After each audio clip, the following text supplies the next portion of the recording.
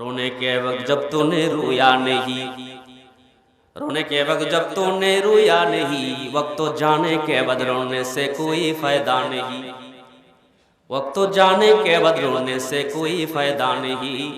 समय হারায় কাঁদলে লাভ হবে না। এই দুনিয়ার হায়াতের জিন্দেগি থাকতে নসিহত গ্রহণ করতে হবে। जगह जी लगाने की दुनिया नहीं है, जगह जी लगाने की दुनिया नहीं है, इबरत की जा है तमाशा नहीं है, इबरत की जा है तमाशा नहीं है। এই দুনিয়াটা হলো নসিহত নেওয়ার জায়গা। ও বাবা, এখনো যদি তুমি নসিহত না নিতে পারো, তোমার মতো হতভাগা, তোমার মতো দুর্ভাগা, তোমার মতো মন্দ নসিবার পৃথিবীতে কারো নাই। আমরা যদি রবের ইবাদতে লাগতাম, হায়াতের জিন্দেগির সময়টা যদি মালিকের ইবাদতে কাটাইতাম, তো আমার জানের জিম্মাদার আল্লাহ হয়ে যাইত, আমার মালের জিম্মাদার আল্লাহ হয়ে যাইত। বান্দা যখন আল্লাহর গোলামি করে, আল্লাহ পাক তার দায়িত্ব তার কুদরতি হাতে তুলে নেয়। বিশ্বাস হয় কিনা? যেমন জালালউদ্দিন রুমি রহমতুল্লাহ আলাইহি মাসনবীতে লেখেন, আল্লামা শাইবান রহমতুল্লাহ আলাইহি কিছু বকরি নিয়ে ময়দানে গেছে, জঙ্গলে গেছে বকরি চারানোর জন্য। হঠাৎ করে ওনার কানে আজান চলে আসছে, আজান ভেসে আসছে। ও কৃষক ভাইরা, কান পেতে শোনো গো ভাই, তুমি যখন জমিন পরিষ্কার করতে থাকো, নিরাইতে থাকো, কানে আজানের আওয়াজ গেলে তুমি ভাবো বাইত গিয়া আসর জোহর মাগরিব সব একসাথে দিয়া দিব। কি বলেন, ঠিক না বেঠিক? শাইবান রহমতুল্লাহি আলাইহির কানে যখন আজান ভেসে আসলো, আল্লাহর গোলাম চিন্তা করলেন, এই জঙ্গলে যদি আমার বকরিগুলো রেখে আমি নামাজ পড়তে চলে যাই, জঙ্গলের ভাগ বল্লুকগুলো আমার এই বকরিগুলোর উপরে আক্রমণ করবে, আর যদি নামাজ না পড়তে যাই, হাসরের ময়দানে আল্লাহর আদালতে কি জবাব দিব? এই দুটা বিষয়কে সামনে রেখে মুহূর্তের মধ্যে সিদ্ধান্ত করলেন, দুনিয়ার মাল, দুনিয়ার আসবাব এগুলো গোল্লায় যাক, আমার বকরিগুলো বাঘ বল্লুকে খেয়ে ফেলুক, আমার কোনো দুঃখ নাই, কিন্তু হাসরের ময়দানে আল্লাহর আদালতে আসামি হইতে পারবো না। তবে যাবার আগে একটু কাজ বান্দার আছে। কি বলেন, ঠিক কিনা? আল্লামা শাইবান রহমতুল্লাহি আলাইহি গাছ থেকে একটা মরা ডালা হাতে লইয়া যেই চারণ ভূমিতে বকরিগুলো ঘাস খাইতেছিল, ওই বকরির চতুর্দিকে একটা দাগ দিলেন, হমচনি শাইবানে রাঈ মিকাশিদ গেরদে বর্গেরদেরি মাখাতে পদিদ, গেরদে বর্গেরদেরি মাখাতে পদিদ। যেই চারণ ভূমিতে বকরিগুলো ঘাস খাইতেছিল, ওই বকরিগুলোর চতুর্দিকে একটা দাগ টাইনা, যেদিক থেকে আজানের আওয়াজ আল্লাহর বান্দার কানে এসেছিল, ওই দিকে আল্লাহর বান্দা রওনা হয়ে গেছে। চুব জুমামি শুধু ওয়াক্তে নামাজ, চুব জুমামি শুধু ওয়াক্তে নামাজ, তানায় আরদ গেরগে আজা তরকে তাজ। আল্লাহর বান্দার কানে যেদিক থেকে আজানের আওয়াজ এসেছিল, দিনটা ছিল জুমার দিন, ওই দিকে তিনি রওনা হয়ে গেলেন। নামাজ পড়ে ধীরস্থিরতার সাথে যখন আবার জঙ্গলায় ঢুকছে, জঙ্গলায় ঢুকে দেখে আজীব তামাশা, হিচগেরগে দরনা রফতে আন্দাজে আ, হিচগেরগে দরনা রফতে আন্দাজে আ, গুসে পান্দে হামনা গশতে জানাশা, গুসে পান্দে হামনা গশতে জানাশা। জঙ্গলার ভিতরে ঢুকে দেখে বকরিগুলোর চতুর্পাশে বাঘ বল্লুক দাঁড়িয়ে আছে। একটা বাঘ বল্লুক দাগ অতিক্রম করে বকরিগুলোর উপরে হামলা করে না, আর একটা বকরিও বাঘ বল্লুককে ভয় পায় না, নির্বিঘ্নে নির্দ্বিধায় নির্ভয়ে ঘাস খাইতেছে। সুবহানাল্লাহ বলতেন না? আল্লামা জালালউদ্দিন রুমি রহমাতুল্লাহি আলাইহি মাসতুবিতে লেখেন, বাদেহের সে গেরগে বহের সে গুসন্দ, বাদেহের সে গেরগে বহের সে গুসন্দ, দায়রা মুর্দে খুদারা বুদে বন্দ। ও জগৎবাসী শোনো, আল্লাহর বান্দা বকরিগুলো আল্লাহর হাওলায় রাইখে যখন আল্লাহর ইবাদতে চলে গেছে, আল্লাহ পাক এই বান্দার বকরিগুলোর দায়িত্ব আল্লাহর কুদরতি হাতে তুলে নিছে। এই বকরিগুলো আর ভাগ বল্লুকের মধ্যে একটা হায়াল তৈরি করে দিলেন, দেয়াল তৈরি করে দিলেন। এজন্য ভাগ বল্লুকগুলো দেয়াল টপকাইয়া ভিতরে আসতে পারতেছে না। আর দেয়াল থাকাতে দেয়ালের ভিতরে থাকা বকরিগুলো নির্ভয়ে নির্বিঘ্নে নির্দ্বিধায় ঘাস খাইতেছে, কোনো ডর পায় না, ভয় পায় না। বান্দা যখন মালিকের ইবাদত করে, ওই মালিক বান্দার জিম্মাদারি তার কুদরতি হাতে তুইলা নেয়। ওই আল্লাহ আছে না নাই? জোরে বলেন, ওই আল্লাহ আছে না নাই? সে রব্বে কারীমের এক নম্বর আদেশ হচ্ছে ওয়াবুদুল্লাহ। বান্দা, হায়াতের জিন্দেগিতে তুমি আমি আল্লাহর ইবাদত করবা।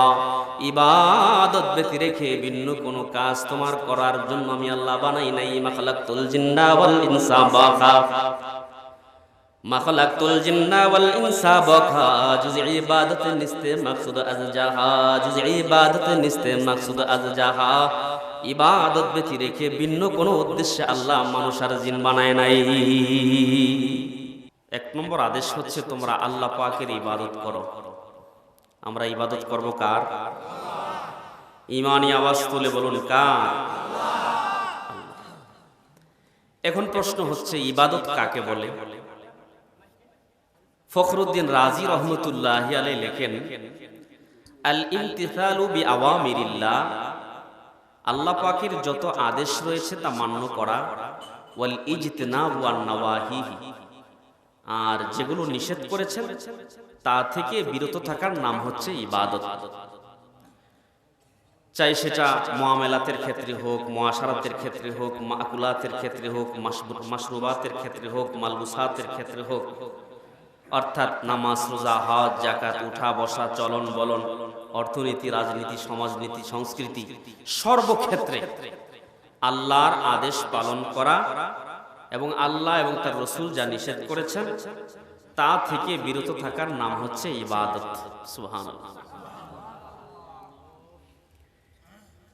এই পৃথিবীতে আল্লাহ জাল্লা শাআনহু যত নবী রাসূল প্রেরণ করেছেন, পাঠিয়েছেন, সমস্ত নবী রাসূলদের একটা মিশন ছিল তার জাতিকে, তার উম্মতকে, তার দেশবাসীকে এক আল্লাহর ইবাদতের প্রতি আহ্বান করা।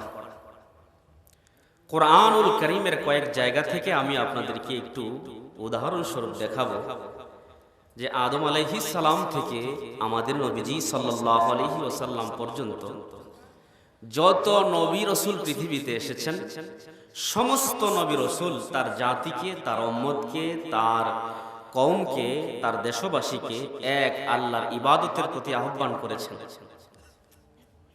যেমন সূরাতুল হুদের 25 এবং 26 নম্বর আয়াতে আল্লাহ পাক বলেন, ওয়ালাকাদ আরসালনা নূহান ইলা কওমিহি ইন্নী লাকুম নাযীরুম মুবিন আল্লা তা'বুদু ইল্লাল্লাহ।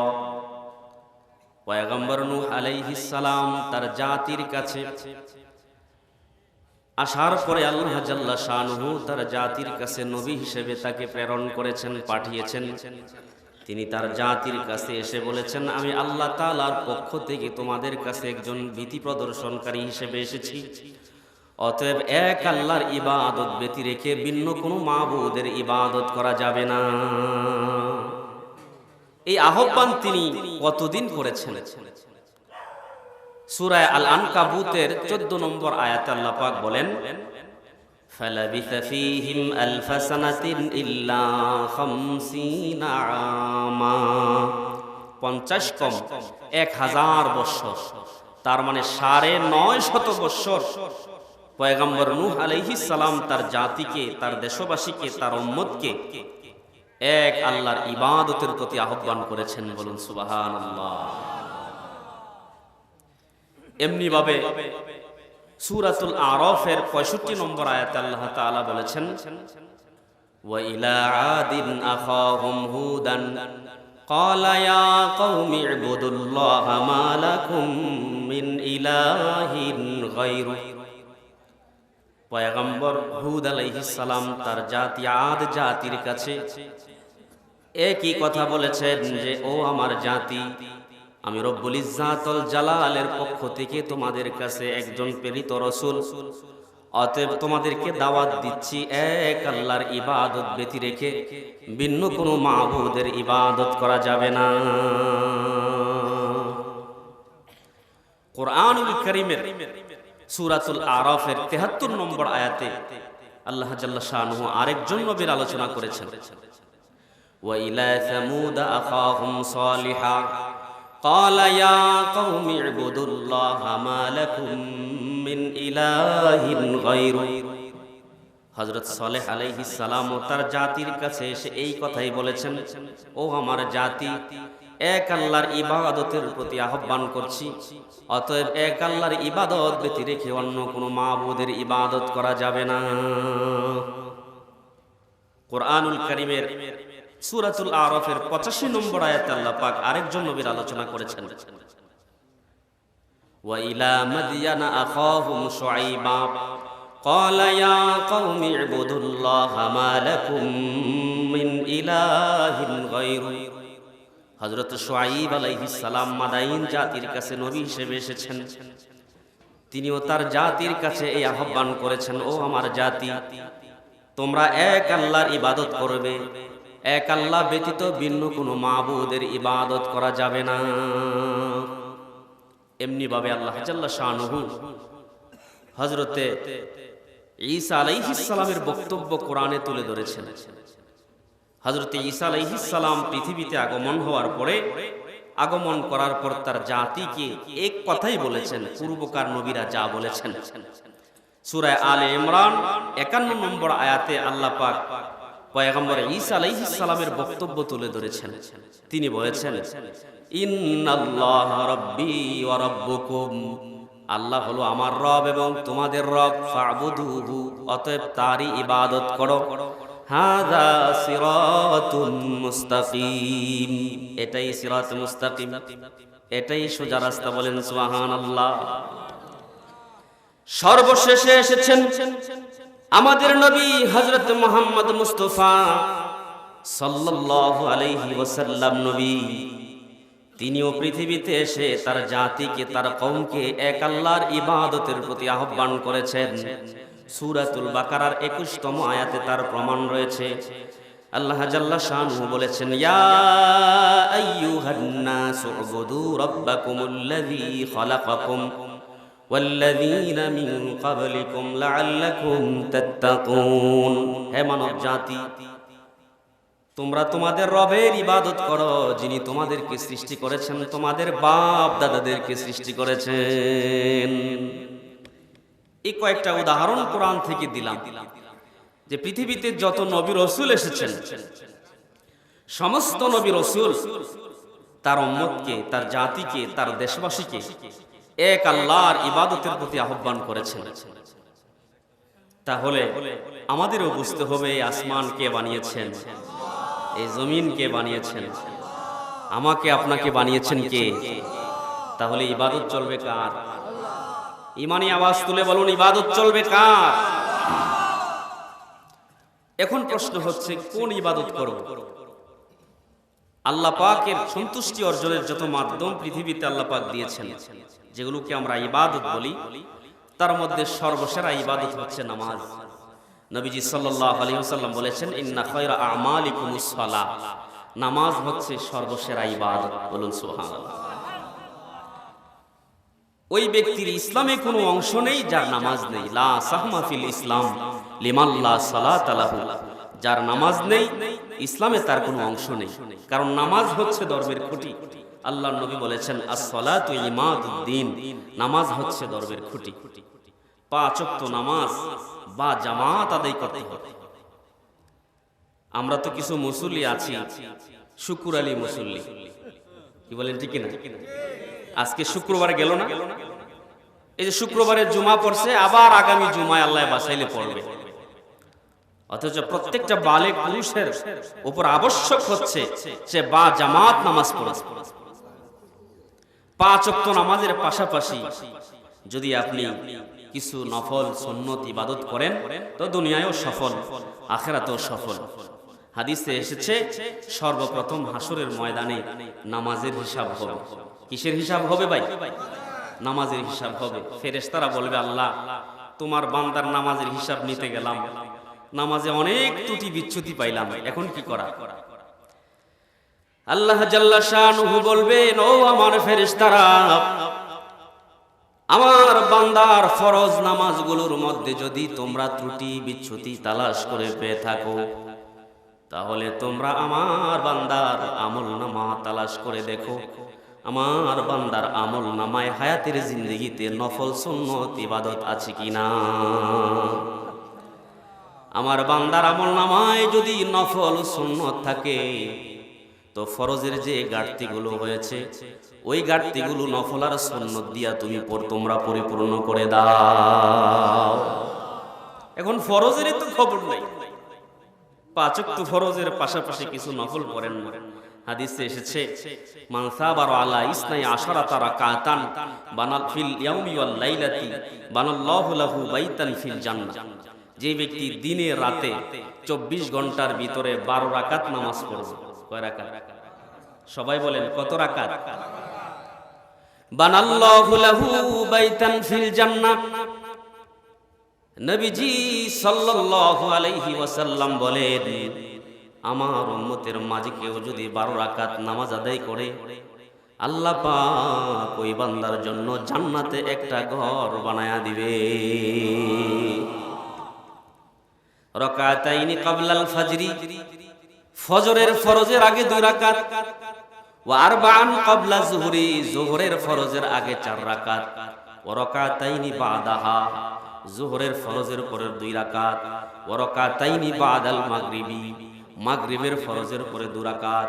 ওয়া রাকাতাইনি বাদাল ইশা, ইশারের ফরজের পরে 2 রাকাত। এই হলো 12 রাকাত। এই 12 রাকাত সুন্নতে মুআক্কাদা নামাজ আছে না নাই?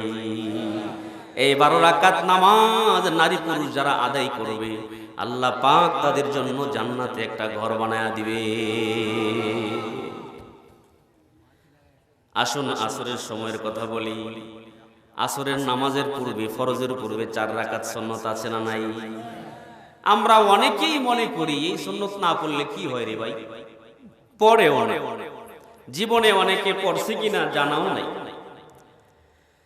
অথচ নবীজি সাল্লাল্লাহু আলাইহি ওয়াসাল্লাম বলেন, মান সাল্লা 4 রাকাতিন ক্বাবলাল আসরি, যেই ব্যক্তি আসরের আগে 4 রাকাত ফরজ সুন্নত নামাজ পড়বে, কানাত লাহু জান্নাতুম মিনান নার, ওই আসরের 4 রাকাত সুন্নত নামাজ ওই বান্দাকে জাহান্নাম থেকে বাঁচার জন্য ডাল হিসেবে কাজ করবে। ফেরেশতারা যখন তাকে টেনে টেনে জাহান্নামে নিয়ে যাবে, ওই মুহূর্তে আসরের 4 রাকাত সুন্নত নামাজ ফেরেশতাদের সামনে দাঁড়ায়া বলবে, তোমরা আমার এই বান্দাকে কোথায় নিয়ে যাও? আমি আসরের 4 রাকাত সুন্নত নামাজ দুনিয়ায় থাকতে বান্দা আমাকে বড় কদরদানি করেছে, আজকে আমি তাকে জাহান্নামে নিতে দেব না, আমি আসরের 4 রাকাত সুন্নত তারে জান্নাতে নিয়ে ছাড়ব। এই সুন্নতের খবর নাই। আসুন মাগরিবের কথা বলি। মাগরিবের ফরজ সুন্নতের পরে লম্বা সময় আমাদের মানুষের, এলাকার মানুষের আদত অভ্যাস হচ্ছে, হয়তো গল্প গুজব করব, পরিবার পরিজনকে সময় দিব, আর নয় হলে চায়ের দোকানে আড্ডা। ঘন্টার পর ঘন্টা বাবা তোমার চায়ের দোকানে আড্ডা হয়। হায় হায়, আল্লাহর ঘর মসজিদে তোমার 10 মিনিট বসতে অসুবিধা হয়, আছে না নাই? এ জোরে বলেন, আছে না নাই? 10 মিনিট মসজিদে অবস্থান করতে কষ্ট হয়, আর ঘন্টার পর ঘন্টা, ঘন্টার পর ঘন্টা চায়ের দোকানে বসে সময় কাটাও। আবার টেলিভিশনও সামনে দেখো। অনেক নামাজি এমন আছে নামাজও পড়ে টেলিভিশনও দেখে, আছে না নাই? নামাজও পড়ে সুদও খায়, নামাজও পড়ে ঘুষও খায়, নামাজও পড়ে আরেকজনের জমিনের আইল ঠেলে, নামাজ পড়ে আরেকজনের বাড়ি আধা হাত দখল করে নেয়, আছে না নাই? অথচ আল্লাহ পাক কোরআনে বলছেন ইন্নাস সালাতা তানহা আনিল ফাহশাই ওয়াল মুনকার, নিশ্চয়ই নামাজ নামাজি বান্দাকে অশ্লীল কাজ থেকে, বেহায়াপনা থেকে, বেলাল্লাপনা থেকে, মন্দ কাজ থেকে ফিরায় রাখে। কিন্তু আমরা দেখি কলিমুদ্দিন চাচায় 50 বছর যাবত নামাজ পড়ে, অশ্লীল কাজও করে, টেলিভিশনও দেখে, মানুষকে গালি দেয়, অন্যের জমিন দখল করে, ভিন্ন নারীর দিকে তাকায়, আছে না নাই? তাইলে কোরআনের সাথে আর আমাদের বাস্তবতার সাথে মিলছে না কেন? এই প্রশ্নের জবাব আজ থেকে প্রায় 1500 বছর আগে নবীজি সাল্লাল্লাহু আলাইহি ওয়াসাল্লাম দিয়েছেন। মাল্লাম তানহাহু আন সালাতাহু আনিল ফাহশাই ওয়াল মুনকার, যে ব্যক্তির নামাজ তাকে অশ্লীলতা, বেহায়াপনা, মন্দ কাজ থেকে ফিরাইল না, বুঝতে হবে ফালা সালাত লাহু, ওই লোকটার নামাজ হয় না। কি হয় না? কষ্ট হচ্ছে আপনাদের? ওই ব্যক্তির নামাজ হয় না। আরে ভাই, নামাজ হয় না কেন? কারণ আল্লাহর রাসূল যেইভাবে নামাজ পড়ছেন, নবীর সাহাবীরা যেইভাবে নামাজ পড়ছেন, ওইভাবে, ওই মডেলে, ওই কায়দায়, ওই কাফিয়াতে নামাজ আমরা পড়তে পারছি না। কারণ মন যেইভাবে চায় সেইভাবে নামাজ শুরু করছি, সেইভাবেই পড়তেছি। নবীজি সাল্লাল্লাহু আলাইহি ওয়াসাল্লাম মসজিদে নববীতে বসা, এমন সময় একজন সাহাবী মসজিদে ঢুইকা নামাজে দাঁড়াইছে। নামাজ শেষ করে যখন তিনি চলে যাচ্ছেন, আল্লাহর নবী বলেন, দাঁড়াও, তোমার নামাজ হয় নাই। আল্লাহর নবীর সাহাবী দুসরা কোনো কথা বলে নাই, আবার জায়গায় যায় নামাজ আদায় করছেন। আবার নামাজ পড়ে যখন দরজার কাছে চলে গেছেন, নবীজি ডাক দিছে, আসো, তোমার নামাজ হয় নাই। তিনি আবার তৃতীয়বার গিয়ে নামাজে দাঁড়াইছেন। আবার নামাজ পড়ে যখন চলে যাচ্ছেন, আল্লাহর নবী বলেন, তোমার নামাজ এবারও হয় নাই। আমরা হইলে কি করতাম? ইমাম সাহেবের সাথে এক দফা দস্তাদস্তি হয়ে যেত, কি বলেন, ঠিক কিনা? আল্লাহর নবীর সাহাবী চোখের পানিগুলো ফেলে কান্দে আর বলে, ওগো নবীজি, আমার নামাজ যদি না হয় তাইলে তো আমি দুনিয়াতেও বরবাদ হইলাম, আখিরাতেও বরবাদ হইলাম। ও পয়গম্বর, কেমনে নামাজ পড়লে নামাজ হবে আমার একটু দেখায়া দেন। এজন্য আল্লাহর নবী বলেছেন, সাল্লু কামা রাআইতুমুনি উসাল্লি, ও সাহাবীরা, তোমরা এমন ভাবে নামাজ পড়ো যেমন ভাবে আমাকে নামাজ পড়তে দেখেছো। যদি নবীর মতো, সাহাবীদের মতো নামাজ বাবা তুমি পড়বার চাও, তাহলে যুগের আলেমদের কাছ থেকে তোমার নামাজ শিখতে হবে। আলেমদের সাথে তো শত্রুতাই শেষ হয় না। মসজিদের ইমাম সাহেব আস্তে হাঁটলেও দোষ, জোরে হাঁটলেও দোষ। কইতাম না এখন কথা? এক বেচারা মসজিদের ইমাম সাহেব সরল সোজা মানুষ, হাঁটতেছে, আস্তে আস্তে হাঁটতেছে। কাজগা মনে হুজুরের দাওয়াতে বেশি খাইয়া লাইছিল, তো হুজুরের কানে কথাটা গেছে, সবরের সাথে তিনি কিছু বলেন নাই। পরের দিন আবার এই রাস্তা দিয়ে যাওয়ার সময় ভাবছে, আস্তে হাঁটলে তো মুসল্লিরা বিরূপ মন্তব্য করে, আজকে স্পিডে যাই। তা আজকে যখন স্পিডে হাঁটা শুরু করছে, কয় হুজুরের মনে হয় আজকে আরেকটা দাওয়াত আছে। বলেন, অথচ জিজ্ঞাসা করা দরকার ছিল, হুজুর আমার তাশাহুদটা হচ্ছে কিনা একটু দেখুন না, আমার রুকু হচ্ছে কিনা, আমার সিজদা হচ্ছে কিনা, আমার কওমা হচ্ছে কিনা, আমার জলসা হচ্ছে কিনা। আহারে মুসলমান, আলেমদের সাথে এত বিদ্বেষ কেন? আলেমদের কাছে জিজ্ঞাসা করেন, হুজুর আমার ত্রুটি কোথায়? আমার ত্রুটিগুলো আপনি দেখা দেখা ধরায়া দেন। তো বলছিলাম, নবী যখন সাহাবীদেরকে বলতেন এখানে ভুল হয়েছে, সাহাবীরা মাইনা নিতেন। বর্তমান সমাজে আমরা বললে আমাদের সাথে রাগ করে। আপনাদের এলাকার কথা জানি না, রাগ করে, এই নতুন মৌলবী হইছে, নতুন মাসলা জানে, নতুন ফতোয়া নিয়ে আইছে, আজীব তামাশা। কি বলেন, ঠিক কিনা? এরকম কোয়ালিটির লোক আছে না নাই? মাগরিবের নামাজ পড়ে চায়ের আড্ডায় না যাইয়া বাবা নিজের পরিবার পরিজনকে সময় না দিয়া তুমি যদি মাগরিবের পরে দুই রাকাত করে 6 রাকাত নামাজ পড়তে পারো, নবীজি সাল্লাল্লাহু আলাইহি ওয়াসাল্লাম তোমার জন্য খুশখবরি দিয়েছেন।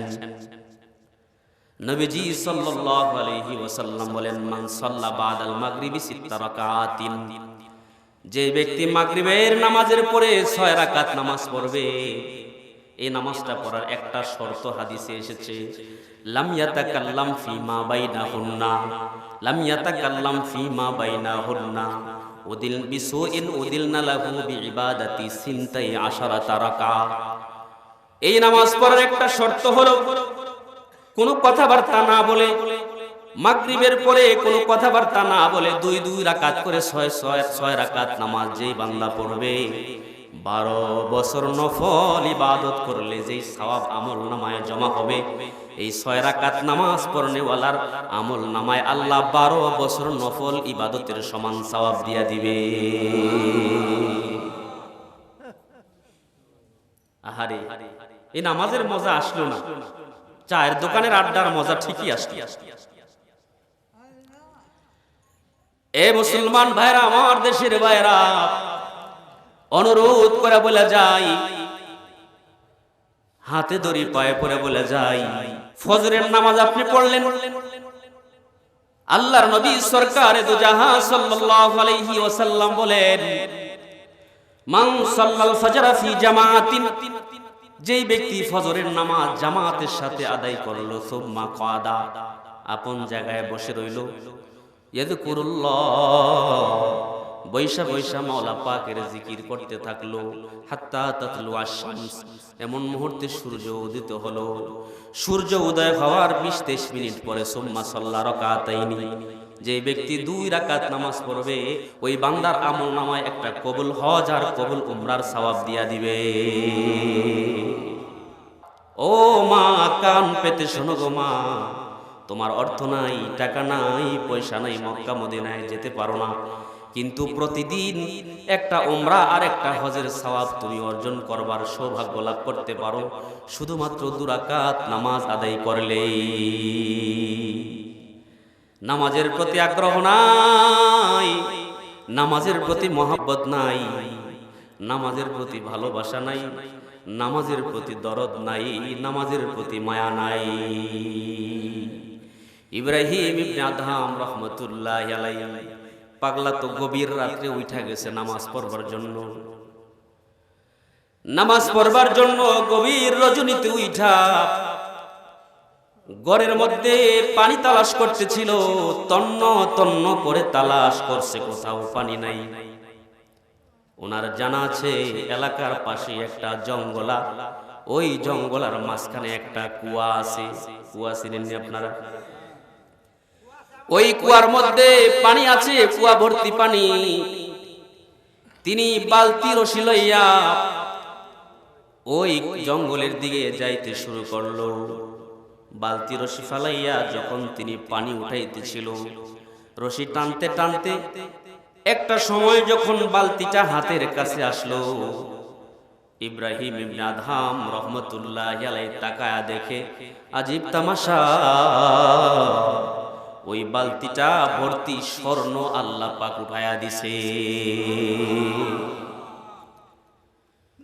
ইব্রাহিম ইবনে আদহাম রহমতুল্লাহি আলাইহি চোখের পানি ফেলে কান্দে আর বলে, আল্লাহ, এই গভীর রজনীতে মানুষজন আপন বিছানায় ঘুমায়, জঙ্গলের পশু পাখিগুলো আপন নিবাসে আরাম করে। ওরে মাওলা, আমি তো গভীর রাতে একটু পবিত্রতার পানি চাইছিলাম, ওযু কইরা তোমার কুদরতি কদমে সেজদা দিবার চাইছিলাম, কিন্তু তুমি আমারে পানি দিলা না, স্বর্ণ দিয়ে আমারে তুমি ফিরায়া দিতে চাও। ওগো আল্লাহ, তোমার স্বর্ণ আমি নিবার চাই না, আমি চাই একটু পরিষ্কার স্বচ্ছ পবিত্র পানি, যেই পানি দিয়া ওযু কইরা তোমার কুদরতি কদমে সেজদা দিব। ফরিদউদ্দিন আত্মা রহমতুল্লাহি আলাইহি লেখা তাজকিরাতুল আউলিয়া নামক গ্রন্থে লেখা হয়েছে, ইব্রাহিম ইবনে আদহাম রহমতুল্লাহি আলাইহি ওই স্বর্ণগুলো কুয়ার ভিতরে ফেলে দিয়ে আবার বালতিটা ছাড়লেন পানি আনার জন্য। দ্বিতীয়বার যখন রশি টেনে টেনে বালতিটা হাতের কাছে আসে, এবার তাকায় দেখে এবারও পানি নাই। আমার আল্লাহ পাক এবার পানির পরিবর্তে ওই বালতিটাকে রূপা দিয়া ভর্তি করে দিয়েছে। এবারও তিনি চোখের পানি ফেলে কান্দে, আল্লাহ এই গভীর রজনীতে চাইছিলাম ঠান্ডা পানি দিয়া ওযু কইরা তোমার কুদরতি কদমে সেজদা দিব, আর তুমি রূপা দিয়ে আমারে ফিরাইয়া দিতে চাও। চাই না তোমার স্বর্ণ রূপা, এই রূপা দিয়া আমি সন্তুষ্ট হই না। সঙ্গে সঙ্গে তিনি রূপাগুলো ফেলে দিলেন। তৃতীয়বার যখন বালতি ফেললেন পানির জন্য, রশি টানতে টানতে যখন হাতের কাছে এই বালতিটা আসে, এবার তাকায়া দেখে আশ্চর্যের বিষয়, স্বর্ণ রূপার চাইতে দামি মতি দিয়া আল্লাহ পাক বালতিটাকে ভর্তি করে দিছে। ওই আল্লাহ ওয়ালাদের কাছে স্বর্ণ রূপা হীরা জহরাত মণিমাণিক্যের চাইতে গভীর রাতের তাহাজ্জুদের পানির বড় দাম, আর আমার আপনার কাছে গভীর রাতের আড্ডার বড় দাম। ঠিক না বেঠি? আমার আপনার হায়াতের জিন্দেগির অবসর সময় ক্রামবটের বড় দাম। কিরে ভাই, অবসর কাজ নাই, লনা একটু ক্রামবট খেলি। 40 বছর বয়স, এখনো চোখে পড়ে অনেক মানুষরে দেখি 50 বছর বয়স, এখনো বৈশা বৈশা তাস খেলায়। আছে না নাই? 50 বছর বয়স তাস খেলায়, লুডু খেলায়, দাবা খেলায়, ক্রামবোর্ড খেলায়। এই কোয়ালিটির লোক আছে না নাই? হাতে দড়ি পায়ে পড়ে বলে যায়, ভাই আমার আজকের আলোচনা সার্থক হবে যদি কথাগুলো মানেন, আর নাইলে এই আলোচনার কোনো মূল্য রাখে না আল্লাহর কাছে। ফরিদউদ্দিন আত্মা রহমতুল্লাহি আলাইহি বড় চমৎকার বলেছেন, চেহেল সালে উমরে আজিজত গুজাশত, চেহেল সালে উমরে আজিজত গুজাশত, মেজাজে তু আজহালে তিফলি নগাশত। বৎস, তোমার হায়াতের জিন্দেগি থেকে 40 বছর পার করলা, এখনো শিশু সুলভ আচরণ তোমার কাছ থেকে দূর হয় নাই। এখনো মনে হয় তুমি বাচ্চা রয়ে গেলা। কি মনে করেন? মাঝে মধ্যে মনে হয় না যে হে দিন না গোসল করলাম, কাপড় চোপড় খুললাম, এ খালে নাই মা, আজকে তুই দাড়ি মুছ পাইকে গেল রে। মনে হয় মাঝে মধ্যে, কি বাজান মনে হয় কিনা যে ওই দিন না খেলাইলাম পানিতে নাই মা, আজকে 50 বছর হয়ে গেল দাড়ি মুছ পাইকে গেল। আপনার সমবয়সী কত মানুষ কবরে চলে গেল, আপনি এখনো আছেন। এটা রবের বড় কৃপা, দয়া, রবের ইহসান যে বান্দা তোরে হায়াতে সময় দিলাম, সুযোগ দিলাম, এরপরেও যদি তুই ভালো না হস, কাঁদলে লাভ হবে না, সময় হারাই। রোনে কে वक्त जब तूने रोया नहीं, रोने के वक्त जब तूने रोया नहीं, वक्त तो जाने के बाद रोने से कोई फायदा नहीं, वक्त तो जाने के बाद रोने से कोई फायदा नहीं। সময় হারায় কাঁদলে লাভ হবে না। এই দুনিয়ার হায়াতের জিন্দেগি থাকতে নসিহত গ্রহণ করতে হবে। जगह जी लगाने की दुनिया नहीं है, जगह जी लगाने की दुनिया नहीं है, इबरत की जा है तमाशा नहीं है, इबरत की जा है तमाशा नहीं है। এই দুনিয়াটা হলো নসিহত নেওয়ার জায়গা। ও বাবা, এখনো যদি তুমি নসিহত না নিতে পারো, তোমার মতো হতভাগা, তোমার মতো দুর্ভাগা, তোমার মতো মন্দ নসিবার পৃথিবীতে কারো নাই। আমরা যদি রবের ইবাদতে লাগতাম, হায়াতের জিন্দেগির সময়টা যদি মালিকের ইবাদতে কাটাইতাম, তো আমার জানের জিম্মাদার আল্লাহ হয়ে যাইত, আমার মালের জিম্মাদার আল্লাহ হয়ে যাইত। বান্দা যখন আল্লাহর গোলামি করে, আল্লাহ পাক তার দায়িত্ব তার কুদরতি হাতে তুলে নেয়। বিশ্বাস হয় কিনা? যেমন জালালউদ্দিন রুমি রহমতুল্লাহ আলাইহি মাসনবীতে লেখেন, আল্লামা শাইবান রহমতুল্লাহ আলাইহি কিছু বকরি নিয়ে ময়দানে গেছে, জঙ্গলে গেছে বকরি চারানোর জন্য। হঠাৎ করে ওনার কানে আজান চলে আসছে, আজান ভেসে আসছে। ও কৃষক ভাইরা, কান পেতে শোনো গো ভাই, তুমি যখন জমিন পরিষ্কার করতে থাকো, নিরাইতে থাকো, কানে আজানের আওয়াজ গেলে তুমি ভাবো বাইত গিয়া আসর জোহর মাগরিব সব একসাথে দিয়া দিব। কি বলেন, ঠিক না বেঠিক? শাইবান রহমতুল্লাহি আলাইহির কানে যখন আজান ভেসে আসলো, আল্লাহর গোলাম চিন্তা করলেন, এই জঙ্গলে যদি আমার বকরিগুলো রেখে আমি নামাজ পড়তে চলে যাই, জঙ্গলের ভাগ বল্লুকগুলো আমার এই বকরিগুলোর উপরে আক্রমণ করবে। আর যদি নামাজ না পড়তে যাই, হাসরের ময়দানে আল্লাহর আদালতে কি জবাব দিব? এই দুটা বিষয়কে সামনে রেখে মুহূর্তের মধ্যে সিদ্ধান্ত করলেন, দুনিয়ার মাল, দুনিয়ার আসবাব এগুলো গোল্লায় যাক, আমার বকরিগুলো বাঘ বল্লুকে খেয়ে ফেলুক, আমার কোনো দুঃখ নাই। কিন্তু হাসরের ময়দানে আল্লাহর আদালতে আসামি হইতে পারবো না। তবে যাবার আগে একটু কাজ বান্দার আছে। কি বলেন, ঠিক কিনা?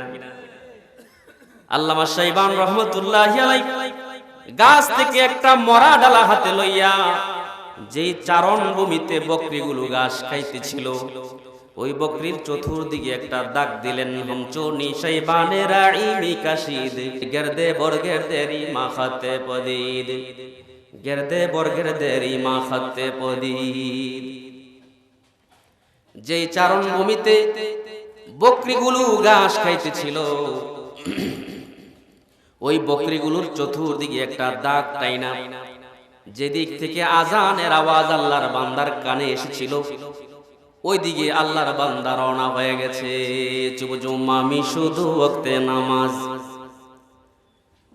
চুব জুমামি শুধু ওয়াক্তে নামাজ, তানায় আরদ গেরগে আজা তরকে তাজ।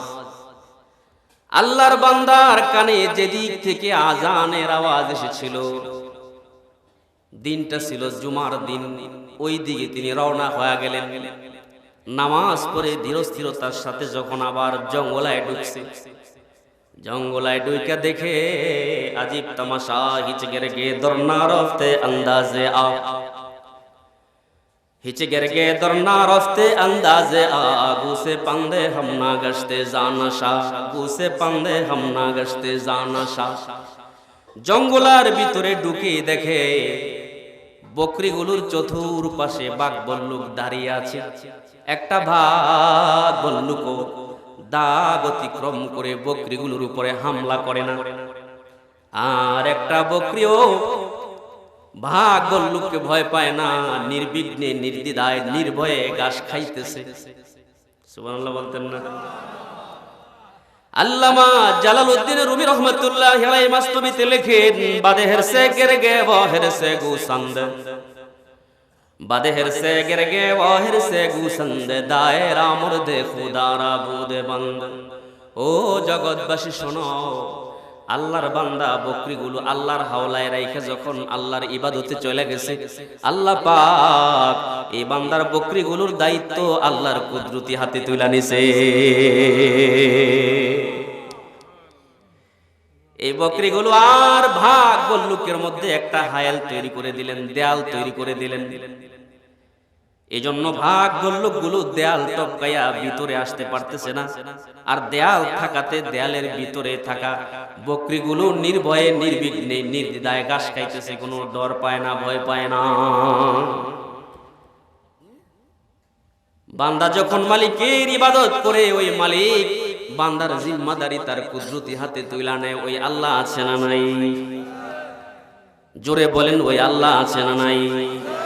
সে রব্বে কারীমের এক নম্বর আদেশ হচ্ছে ওয়াবুদুল্লাহ, বান্দা হায়াতের জিন্দেগিতে তুমি আমি আল্লাহর ইবাদত করবা।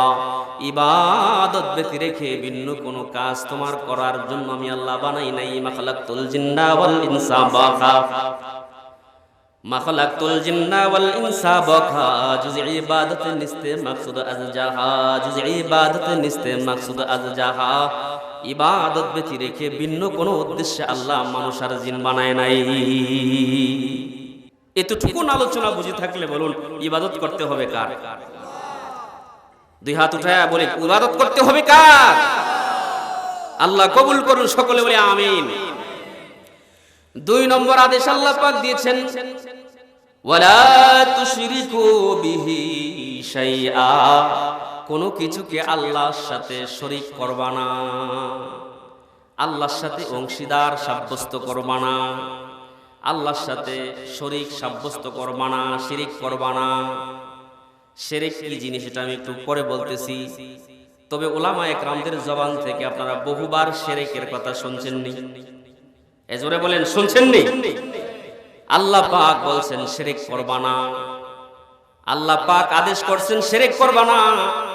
যদি আমরা শিরিক করি তাহলে কি ক্ষতি হবে এটা আজকে জানাবো। শুনতে রাজি আছেন? অল্প সময়ের ভিতরে শিরিক করলে 1 নম্বর ক্ষতি কি খেয়াল করে শুনেন। আল্লাহ বলছেন শিরিক করবা না। যদি আমরা মধ্যে কেউ শিরিক করি, আমরা যদি কেউ শিরিক করি তাহলে কি ক্ষতি হবে?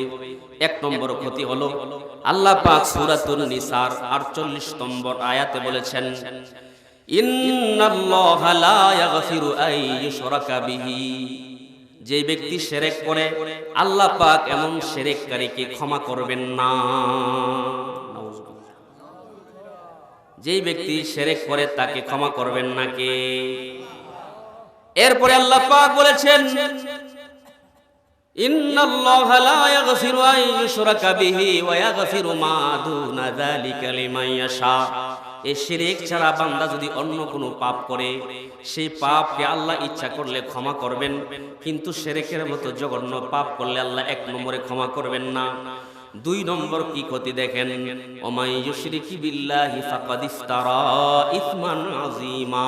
আল্লাহ পাক বলেন শিরিক করলে 2 নম্বর ক্ষতি হলো সে মহা পাপে আবদ্ধ হলো। আল্লাহ যদি বলে সে মহা পাপে আবদ্ধ হলো, তাহলে পাপটা কি ছোট না বড়? জোরে বলেন ছোট না বড়? শিরিক করার 3 নম্বর ক্ষতি হচ্ছে সূরাতুন নিসা 116 নম্বর আয়াতে আল্লাহ জাল্লা শানুহু বলেন, ওমাই ইউশরিক বিল্লাহি ফাকাদ দাল্লা দালালাম বাঈদা। শিরিক করার 3 নম্বর ক্ষতি হচ্ছে যেই ব্যক্তি শিরিক করবে সে গোমরাহির চূড়ান্ত সীমানায় পৌঁছে যাবে। এটা কি ভালো? জোরে বলেন ভালো? শিরিক করার 3 নম্বর ক্ষতি, ওমাই ইউশরিক বিল্লাহি ফাকাদ দাল্লা দালালাম বাঈদা।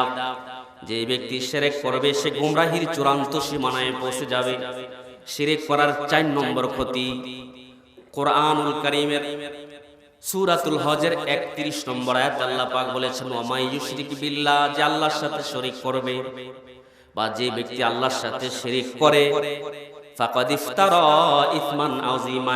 আয়াত আল্লাহ বলেছেন, এই আয়াতে বলেছেন, ওমাই ইউশরিক বিল্লাহ ফাকান্নামা খাররা মিনাস সামা, সে যেন আকাশ থেকে পড়ে গেল। ফাতাখতাফুহু তায়রু, পাখি তাকে ছো মেরে নিয়ে গেল। আও তাহবি বিহির রিহু ফি মাকানিন সাহিব, অথবা প্রচন্ড বাতাস তাকে উড়িয়ে দূরবর্তী কোথাও নিক্ষেপ করলো। বলুন নাউজুবিল্লাহ। শিরিক করার 4 নম্বর ক্ষতি, বাতাস তাকে দূরবর্তী কোথাও নিক্ষেপ করলো অথবা পাখি তাকে ছো মেরে নিয়ে গেল। এর অর্থে মুফাসসিরিনে কেরাম লিখেছেন, ওই শিরিককারীর জিম্মাদারি আল্লাহ নেয় না, আল্লাহর জিম্মার বাহিরে চলে যায়। বলুন নাউজুবিল্লাহ। এটা হলো 4 নম্বর। 5 নম্বর শিরিক করার ক্ষতি, 5 নম্বর ক্ষতি হচ্ছে কোরআনুল কারীমে আল্লাহ পাক বলেছেন, ওমাই ইউশরিক বিল্লাহি, যে ব্যক্তি আল্লাহর সাথে শিরিক করবে, ওমাই ইউশরিক বিল্লাহি, যে ব্যক্তি আল্লাহর সাথে কি করবে? শরীক করবে, অংশীদার সাব্যস্ত করবে, ফাকাদ হারামাল্লাহু আলাইহিল জান্নাহ, আল্লাহ তার জন্য জান্নাত হারাম করে দিবে। বলেন না? এটা 5 নম্বর ক্ষতি, জান্নাত হারাম করে দিবে। ওমা ওয়াহুন নার, এবং তার ঠিকানা হবে জাহান্নাম। এটা সূরা মায়েদার 72 নম্বর আয়াত। এই 5টা ক্ষতির আলোচনা কোরআন থেকে আমি আপনাদেরকে উদাহরণ দিলাম। আর অনেক ক্ষতির কথা হাদিসে এসেছে। বুখারী শরীফের 256 নম্বর হাদিসে এসেছে যে মান মাতা ওয়া হুয়া ইয়াদউ মিন দুনিল্লাহি নিদ্দান দাখালান নার। যেই ব্যক্তি শিরিক করে আল্লাহকে না ডেকে অন্য কোনো মাবুদকে ডেকে এই শিরিক করা অবস্থায় মৃত্যুবরণ করবে, সে জাহান্নামে যাবে। নাউযুবিল্লাহ বলেন।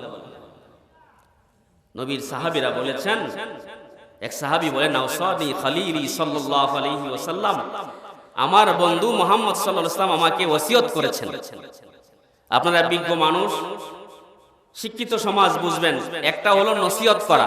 এই যে আমি যেটা করছি, নসিহতের ধর্ম হচ্ছে আপনার বাল লাগলে মানবেন আর বাল না লাগলে না মানবেন। কি বলেন, ঠিক কিনা? যদি কোরআন হাদিস হয় মানবেন, কোরআন হাদিসের বাইরে হইলে না মানবেন। আর ওসিয়তের গুরুত্ব নসিহতের চাইতে অনেক বেশি ওলামায়ে কেরাম আছেন। ওসিয়ত করে নিকটাত্মীয়কে, বাবা ছেলেকে করে, বাবা রে আমি যদি মারা যাই তো খুব শখের জমিনটা মাদ্রাসায় দিয়ে দিস, এটা হলো ওসিয়ত। কি বলেন, ঠিক কিনা? আবার এমন ওসিয়ত করা যাবে না যে ওসিয়ত করলে কবিরা গুনাহ হয়। এরকম ওসিয়ত পালন করাও না জায়েজ, এমন ওসিয়ত করাও না জায়েজ। কি বলেন, ঠিক না ঠিক? তো আমার মুসলমান ভাইরা, আল্লাহর নবীর সাহাবী বলেন নবীজি আমাকে ওসিয়ত করলেন আওসানি খলিলি সাল্লাল্লাহু আলাইহি ওয়াসাল্লাম। মুহাম্মদ সাল্লাল্লাহু আলাইহি ওয়াসাল্লাম একদিন আমাকে ওসিয়ত করলেন আল্লাহ তুশরিক বিল্লাহি শাইআ, জীবনে কোনোদিন আল্লাহর সাথে অংশীদার সাব্যস্ত করবা না।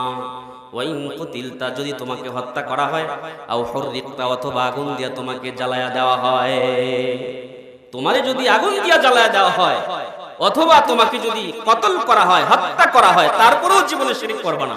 ইন্না শিরকা লা যুলমুন আযীম, শিরক হচ্ছে সবচেয়ে বড় জুলুম।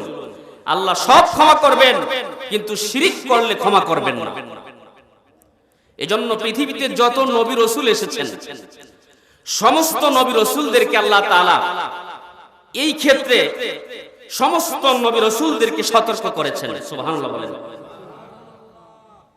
আলোচনা কি বুঝতে কষ্ট হচ্ছে? আমি সহজভাবে বোঝানোর চেষ্টা করছি, তারপর বুঝতে পারতেছি না আপনারা বোঝেন কিনা। সমস্ত নবী রাসূলরা তার উম্মতকে কথা শিখাইছেন, আর আল্লাহ সমস্ত নবী রাসূলকে সাবধান করছেন। সূরাতুল আম্বিয়া আয়াত নম্বর 88 নম্বর আয়াতে সমস্ত নবী রাসূলদেরকে আল্লাহ যে কথাটা বলছেন সেটা হচ্ছে ওয়ালাউ আশরাফু, এ নবীরা তোমরা যদি শিরক করো, লাহাবিতু আনহুম মা কানু ইয়ামালুন, তাহলে তোমাদের সারা জীবনের আমল বরবাদ হয়ে যাবে। নবীদের আমল যদি আল্লাহ বরবাদ করে দেন, যেই পাপ করলে নবীদের আমল বাতিল হয়, তাহলে সেই আমল কি উম্মত করতে পারবে? ওয়ালাউ আশরাকু লাহাবিতু আনহুম মা কানু ইয়ামালুন, ও নবীরা তোমরা যদি শিরক করো তাহলে তোমাদের সমস্ত জীবনের আমল বরবাদ হয়ে যাবে। এরপরে ভিআইপি নবী, আমার আগে যিনি আলোচনা করছেন হযরত, নবীর শান সম্পর্কে চমৎকার কিছু কথা শৈলী আপনাদেরকে শোনাইছেন, আমার কাছে খুব ভালো লাগছে। যে আল্লাহ হলো আসমানের আল্লাহ আর তিনি আসমানের নবী, কত সুন্দর কথা না? এই জমিনের মালিক আল্লাহ আর নবী হলেন এই জমিনের নবী। সুবহানাল্লাহ। যে নবীর শান ও মান এত বেশি, সেই নবীজিকে আল্লাহ পাক এখানে এসে সতর্ক করেছেন। এখানে এসে সতর্ক করেছেন নবী, লাইন আশরাকতা, যদি আপনি শিরক করেন, লা ইয়াহবাতান্না আমালুকা, তাহলে আপনার আমল বরবাদ হয়ে যাবে।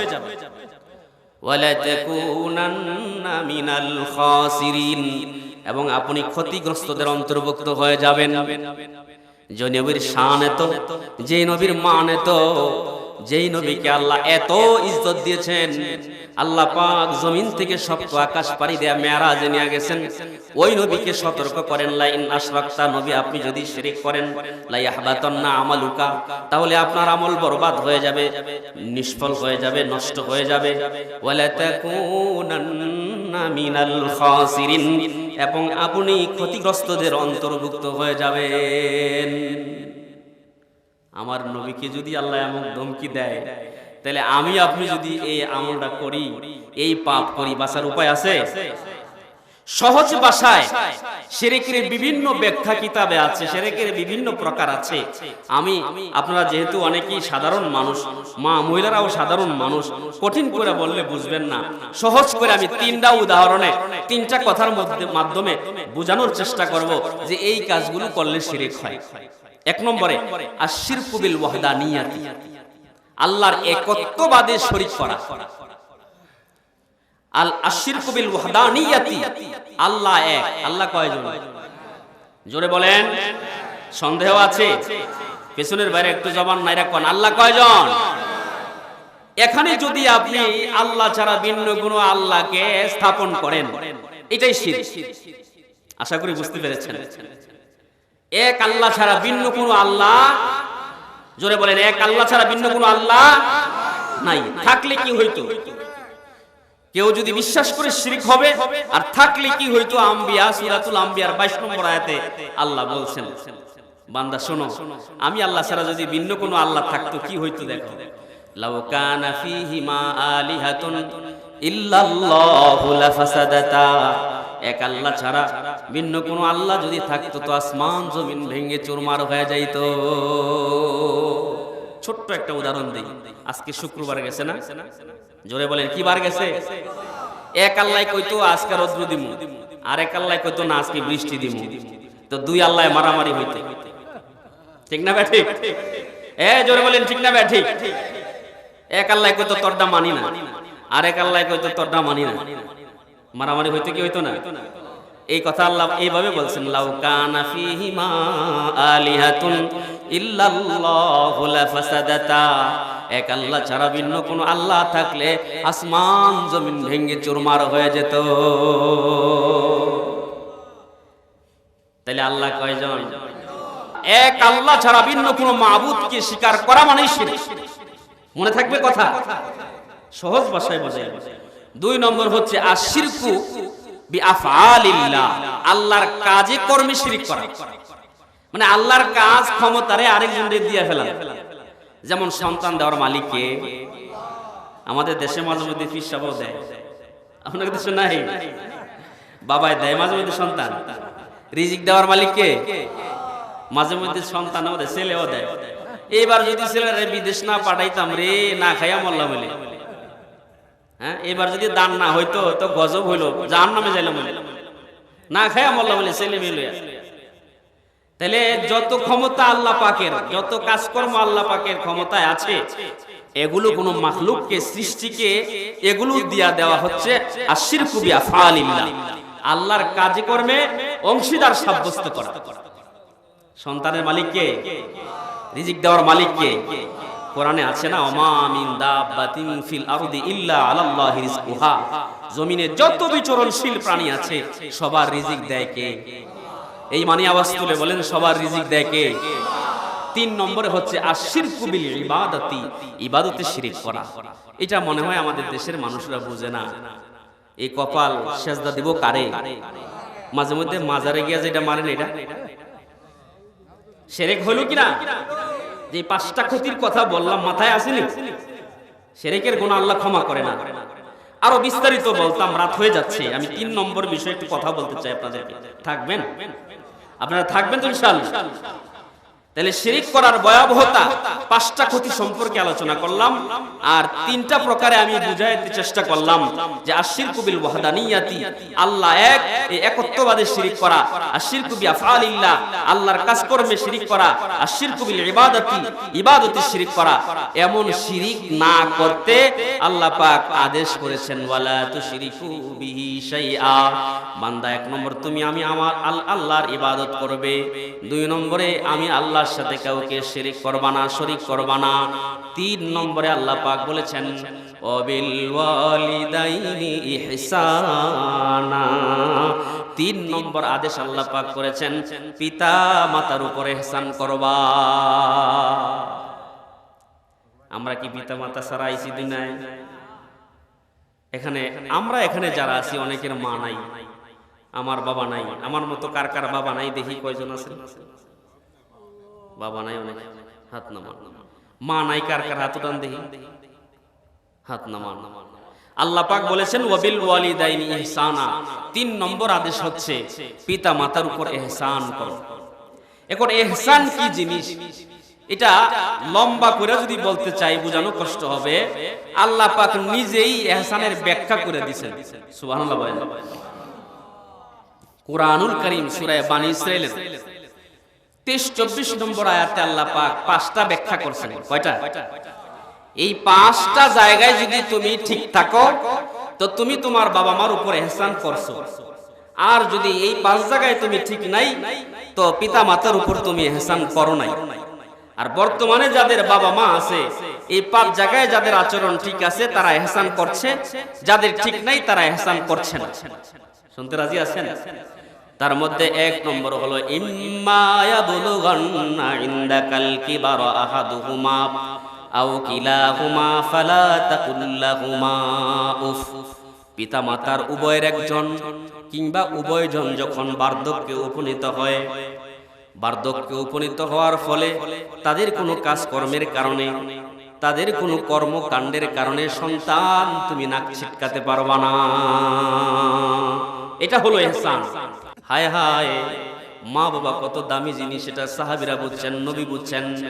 নবীর কাছে একজন সাহাবী গিয়ে বলতেছেন, ওগো আল্লাহর নবী, আমি আপনার কাছে বায়াত হচ্ছি, জিহাদে যাব, হিজরত করব, আমি আপনার কাছে এই ব্যাপারে বায়াত হচ্ছি, আল্লাহর কাছে সওয়াবের আশা রাখি, আপনি আমাকে অনুমতি দেন।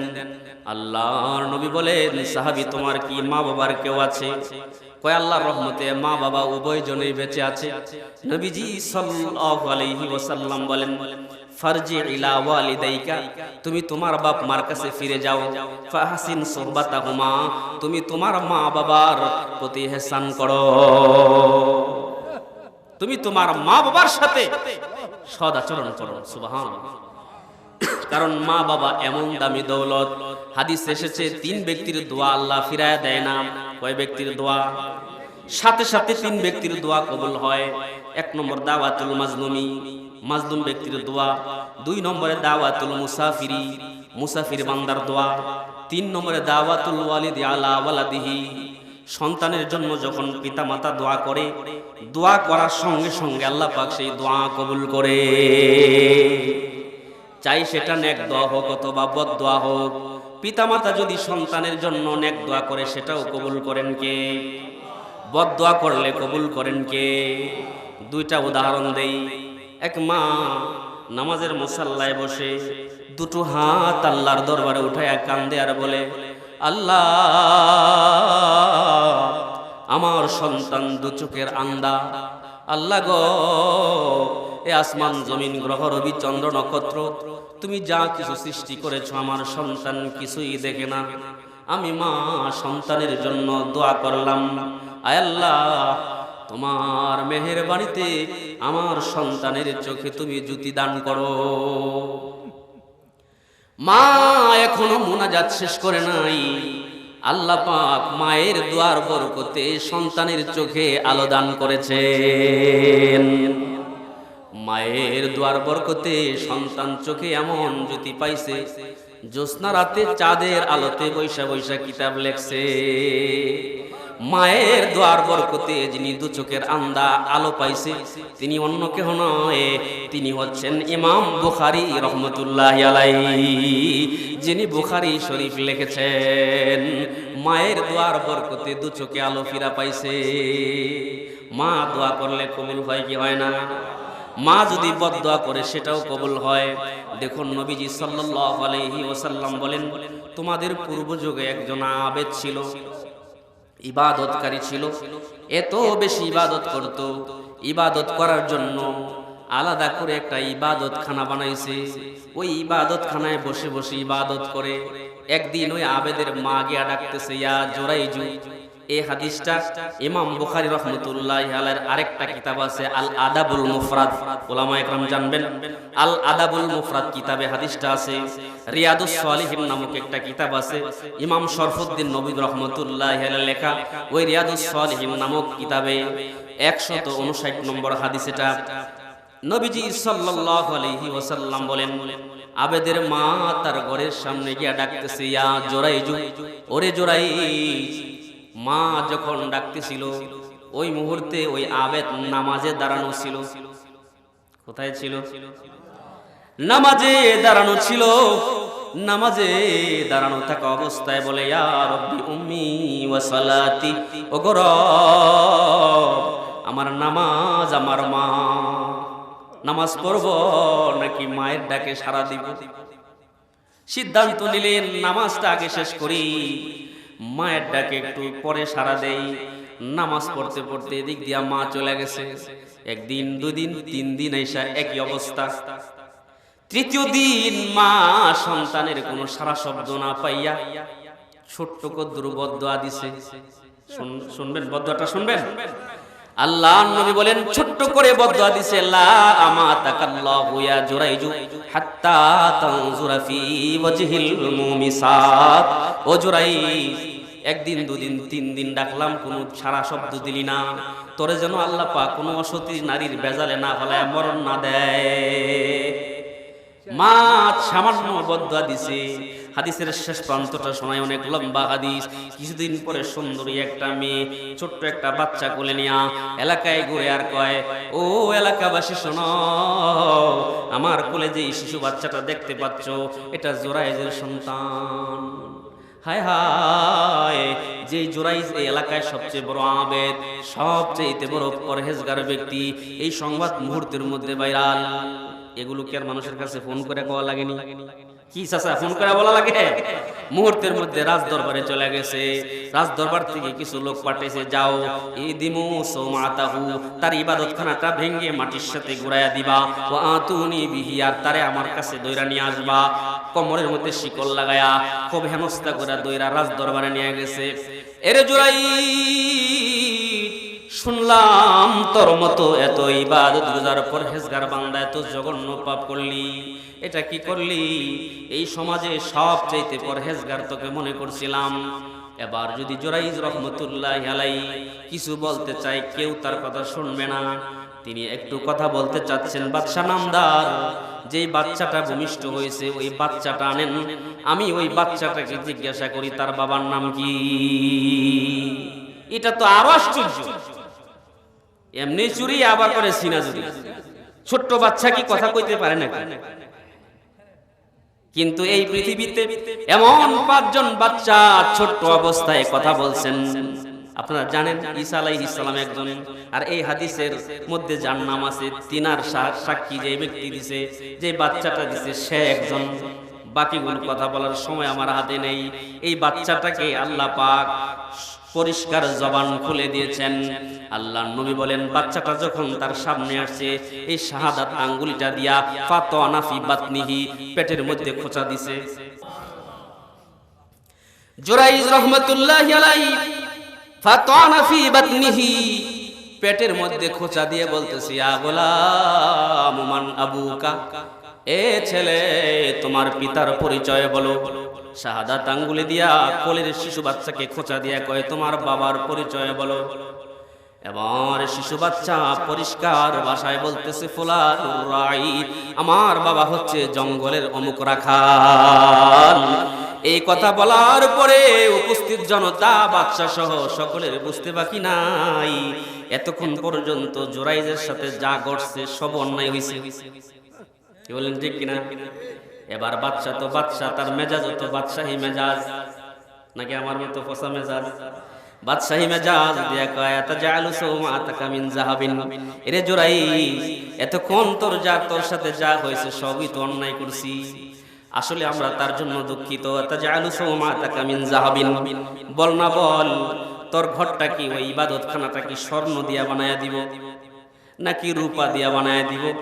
স্বর্ণ দিয়া বানায়া দিতে চাইলে স্বর্ণ দিয়া বানায়া দিব, রূপা দিয়া বানায় নিতে চাইলে রূপা দিয়া বানায় নিব। কি দিয়া বানায় নিবি ক?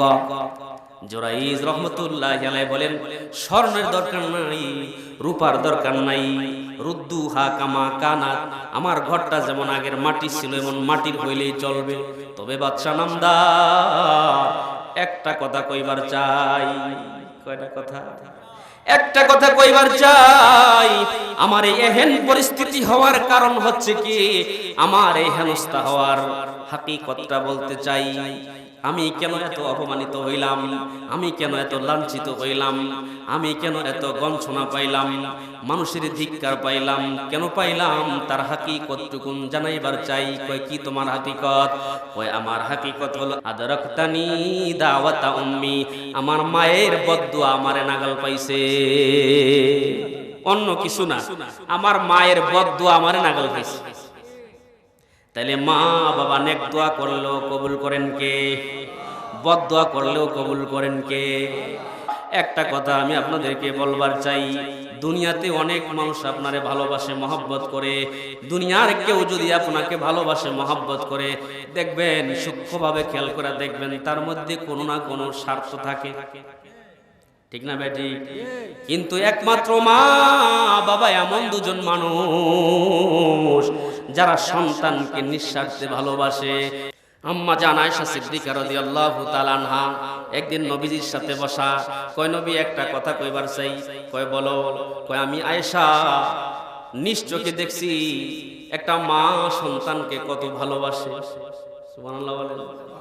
আমি আয়েশা নিজ চোখে এটা দেখছি, মা সন্তানকে কত ভালোবাসে, এটা আমি নিজ চোখে দেখছি। আল্লাহ নবী তো আশ্চর্য করে, আয়েশা তুমি এটা কেমনে দেখলা? কয় নবী গো, আমি 2টা খেজুর নিয়ে বসছিলাম, রমজান মাস ইফতার করব, এমন মুহূর্তে একজন ভিখারি আমার ঘরের দরজায় এসে হাঁক ছাড়ছে, কে আছো মা? আজকে 3 দিন যাবত আমি ক্ষুধার জ্বালায় মরি। ও মা, 3 দিনের অনাহার আর সহ্য করতে পারি না। ও মা, ঘর থেকে কোনো খাবার থাকলে আমারে দাও। আমি 2টা খেজুর নিয়ে বসছিলাম, ইফতার করব। এই আওয়াজ পাই আমার খাদেমাকে বললাম, খাদেমা যাও যাও, একটা খেজুর ভিখারির হাতে তুমি দিয়ে আসো। ওই খাদেমা যখন ভিখারির হাতে খেজুরটা দিল, খেজুরটা হাতে মুষ্টিবদ্ধ করে মহিলাটা দৌড় দিছে। আমি আয়েশা ঘর থেকে তাকায় রইলাম, এই খেজুরটা লইয়া মহিলাটা কেন দৌড় দিছে। দৌড়াইতে দৌড়াইতে দৌড়াইতে দৌড়াইতে একটু অধীরে গিয়া দেখলো ওই মহিলার 2টা বাচ্চা ক্ষুধার যন্ত্রণায় মাটিতে গড়াগড়ি করতেছে। আমি আয়েশা তাকায় দেখি ওই সন্তানগুলোর কাছে যাইয়া মা হাতের মুষ্টিটা গলছে, খেজুরটারে 2 ভাগ কইরা ওই 2টা সন্তানের মুখে তুইলা দিছে। মা খেজুর থেকে সামান্য খায় নাই। যে মা নিজে না খায়া সন্তানের মুখে খাবার তুলে দিছে, এই মা যেন দরদি আজ যেন কার দুনিয়ায় নাই। যে মা কত কষ্ট করছে সন্তানের জন্য। সন্তান যখন ছোট ছিল, মা বাবা ছিল, মা কত কষ্ট করছে। ওই সময় মায়ের খেদমত করবার মতো টাকা পয়সা ছিল না। এখন অনেকের হাতে অনেক টাকা পয়সা আছে, কিন্তু মা বাবার খেদমত করার জন্য সুযোগ নাই। যে সময় সন্তানের টাকা পয়সা ছিল না, ওই সময় দরদি মা বাবা পাশে ছিল। এখন সন্তানরা লাখো লাখো টাকার মালিক, কোটি টাকার মালিক, কিন্তু খেদমত করবার মতো মা বাবা পাশে নাই। আম্মা জান আয়েশা রাদিয়াল্লাহু তাআলা আনহা বলেন, নবী গো, এই দৃশ্য দেখে আমি বাকি 2য় খেজুরটা খাদেমার হাতে দিয়া দিলাম। জামা ওই খেজুরটাও তারে দিয়া। খাদেমা ওই 2য় খেজুরটা ওই বৃদ্ধা মহিলার হাতে তুলে দিলে। আল্লাহর নবী গো, তখনও আমি তাকায় রইলাম, মা এমন সন্তানকে ভালোবাসে। 2য় খেজুরটা লইয়া সন্তানের কাছে গিয়া একটা খেজুর ভাগ কইরা 2টা অংশ বানাইয়া সন্তান 2টার মুখে তুলা দিছে। 2য় খেজুর থেকেও মা খায় নাই। আম্মা জান আয়েশা রাদিয়াল্লাহু তাআলা আনহা বলেন, নবী গো, আমি নিজ চোখে দেখেছি সন্তানকে মা বাবা কত ভালোবাসে। এজন্য আল্লাহ পাক বলেছেন, বিল ওয়ালিদাইনি ইহসানা, তুমি পিতা মাতার উপরে ইহসান করো। ইহসানের 1 নম্বর ব্যাখ্যা হলো পিতা মাতার উভয়ের একজন কিংবা উভয়জন বার্ধক্যে উপনীত হলে তাদের কোনো কাজকর্মের কারণে, কর্মকাণ্ডের কারণে সন্তান তুমি নাক ছিটকাতে পারবা না। ইহসানের 2 নম্বর ব্যাখ্যা আল্লাহ পাক দিয়েছেন, ওয়ালা তানহারুমা, পিতামাতাকে ধমক দেওয়া যাবে না। এমন সন্তান ঘরে আছে যে পিতামাতারে ধমক দেয়, আছে না নাই? আমার আগেও হযরত বলছে, মারে কয় বুড়ি, বাবারে কয় বুড়া, ধমক দেয়, আছে না নাই? কেমনে সন্তান এমন দরদি মাকে তুমি ধমক দাও, এমন দরদি বাবাকে তুমি কেমন করে ধমক দাও, যে মা বাবা তোমারে কত কষ্ট করে লালন পালন করছে, যে মা তোমার জন্য কত কষ্ট করেছে। অনেক সন্তান এমন আছে নিজের ভালো বিছানায় মা বাবারে বসতে দেয় না, আছে না নাই? ভালো ঘরে মা বাবাকে থাকতে দেয় না। ওই যে 20 বছর আগে বাঙ্গা দোসালা করে এখনো মা বাবা থাকে, মায়ের খাটটা ভালো না, মায়ের বিছানাটা ভালো না। সন্তান তোমার ঘরের বিছানা থেকে যাবতীয় আসবাবপত্র সব আপডেট, কি বলেন, ঠিক না ঠিক? আর মা বাবা যে কষ্ট করে তোমারে লালন পালন করছে, এই মা বাবার আজও ভাঙ্গা ঘর, বৃষ্টি আসলে পানি পড়ে, আজও মা বাবার খাটটা ভাঙ্গা, আজও মা বাবার দরজাটা ভাঙ্গা, আজও মা বাবার জন্য তোমার হাতে 10 টাকার পানও ওঠে না, কি বলেন, ঠিক না ঠিক?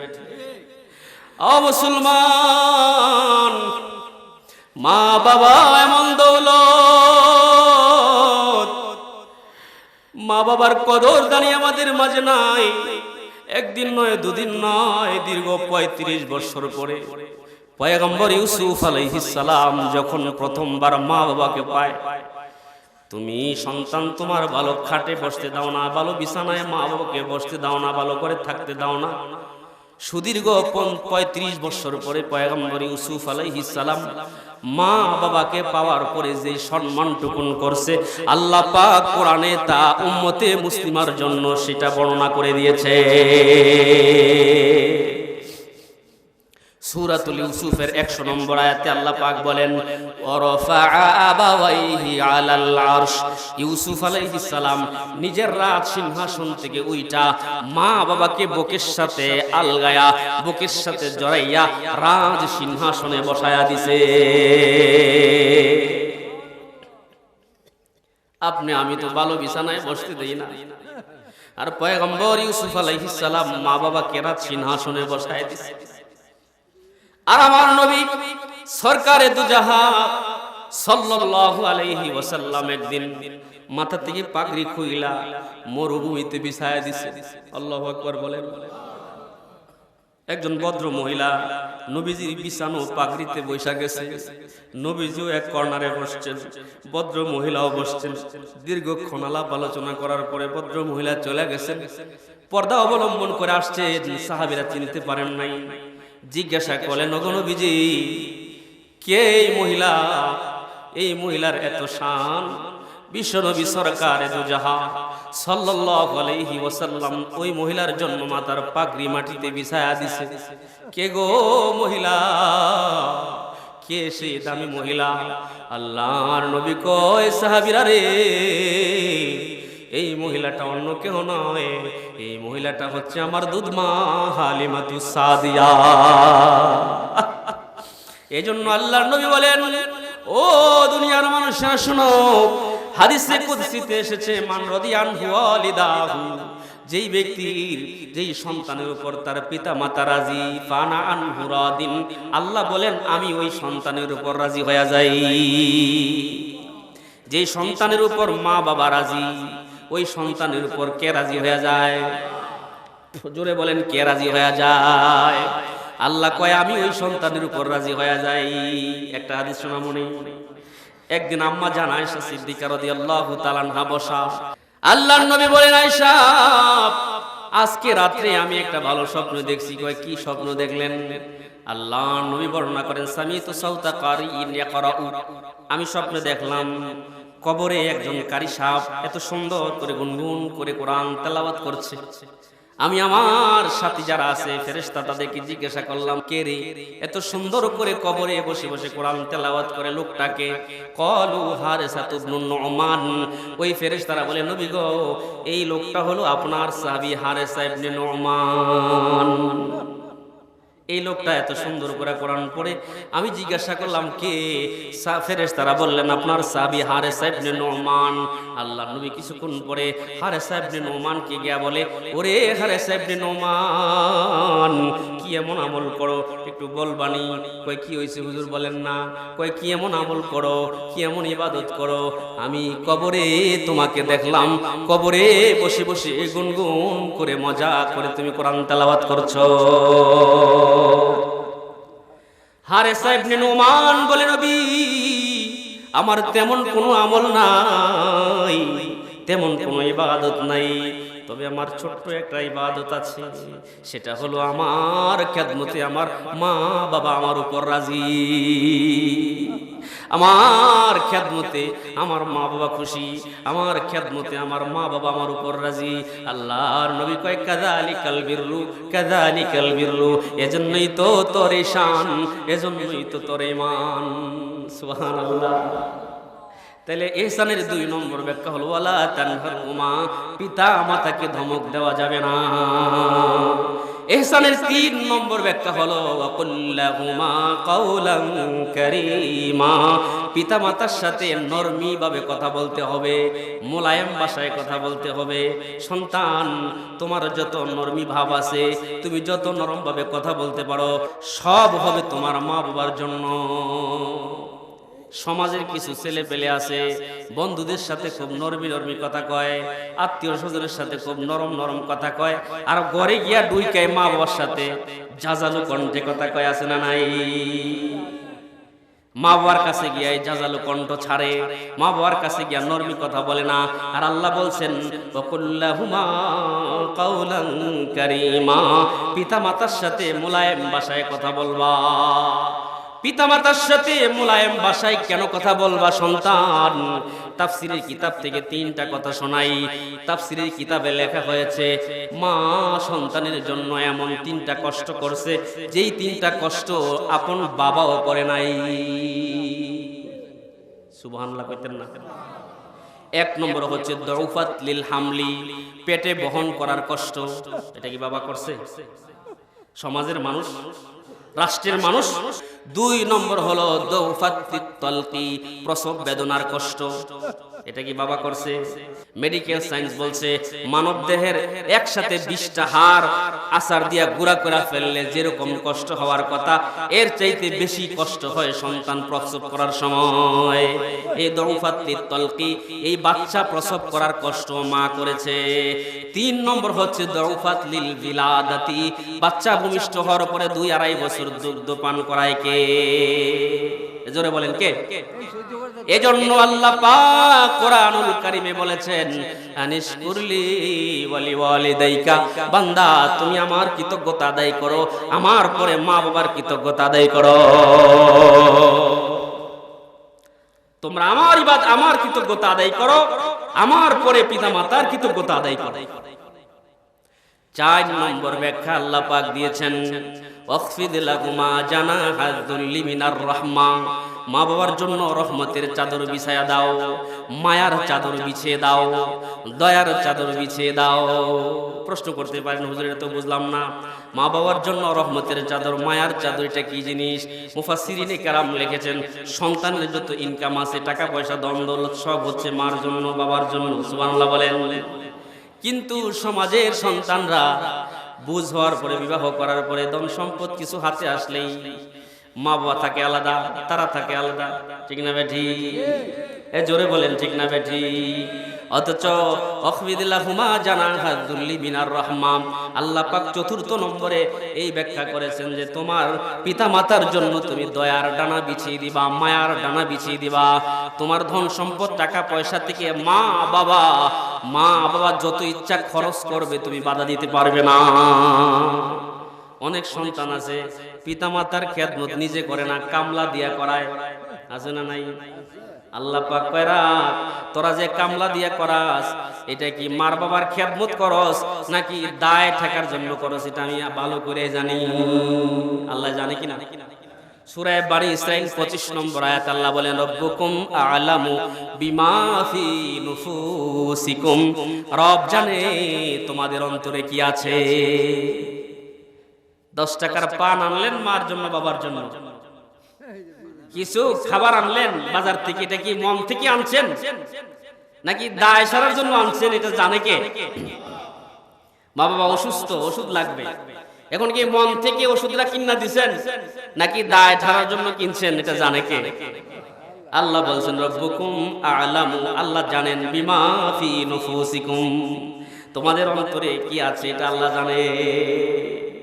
এজন্য মন থেকে খেদমত করতে হবে। সন্তান, তোমার ধন সম্পদ টাকা পয়সা সব হবে তোমার মা বাবার জন্য।